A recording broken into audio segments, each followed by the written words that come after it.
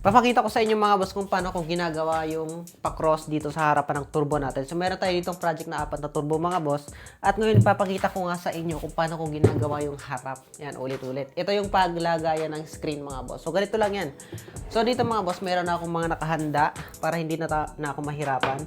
Meron na akong mga nakasukat dyan mga boss. Kung bali plug and play na lang yan mga boss. So ipapakita ko lang sa inyo kung paano yung pag-assemble ng turbo box ko mga boss. Let's go! Simulan na natin. Una, ito muna. Bago nyo makuha yung angle na to mga boss, dapat hindi nyo, ano ba yan? Hindi nyo muna takpan itong gilid. So, para makuha nyo yan mga boss, kailangan nyong kunin yung angle nito. Basta ito. Lalo na ito mga boss, tong ganito. Yung nasa gitna niya. Tatanggalin nyo muna yan, hindi nyo muna isasara para makuha nyo yung tamang sukat dito mga boss. Para pag pinasok nyo dyan is saktong-sakto. So, simulan natin mga boss. Yan. Okay, ito muna. So, dito maglalagay tayo ng allowance mga boss dahil kailangan nga nating may paglalagay ng screen.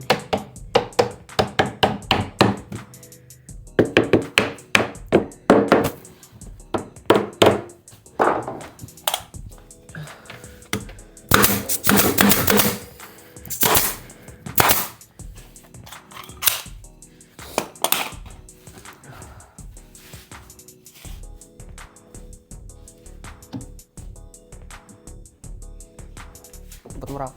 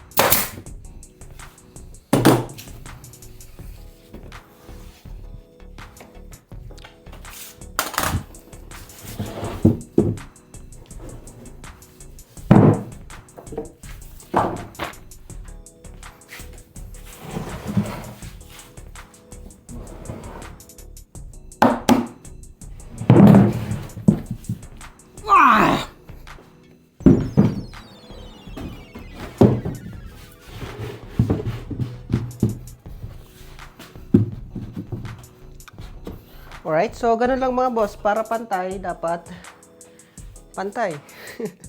So, dito ko nga pala ginaya to mga boss. Hindi ko to sariling design mga boss. Baka may mag-angginan naman na sa kanya yung design. So, hindi ko sarili mga boss. Nakuha ko siya sa internet kay Sir Darnell.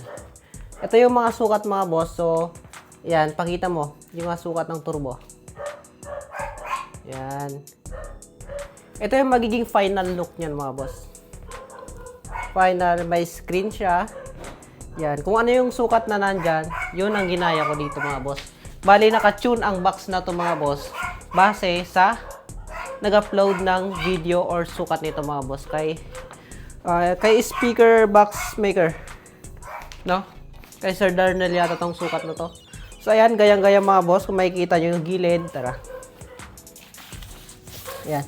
Makikita yung handle doon mga boss. Yan. Dito siya. Halos nakasagad siya dito. Bali, yung handle na gagamitin natin mga boss is ito. Yan, nakalubog siya. Yan, para poging-pogi. Yan, nakalubog yan. Tapos, to follow na lang yung speak on sa likod mga boss.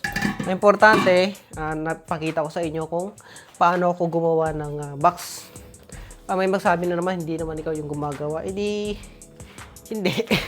Yan, 4 na turbo, bali size 18 to mga boss. So, sabay-sabay natin tong isa-sound check soon bago natin i-deliver sa customer natin. Sa Bambang lang naman to, itong dalawa. Itong dalawa sa baba ay Pangasinan. Bali, nung November pa in-order to ng mga client ko is ngayon ko lang nagawa na February. Kasi sobrang dami kong ginagawa. Halos hindi ko na maharap. Kaya naman, kapag may gustong magpagawa ng ganito mga boss, hindi ako tumatanggap ng mga order. Kasi wala lang. Soon siguro mga boss tatanggap ako kapag hindi na masyadong busy. Yan, 4 na turbo. Malakas yan mga boss. Okay, thank you for watching. Picture.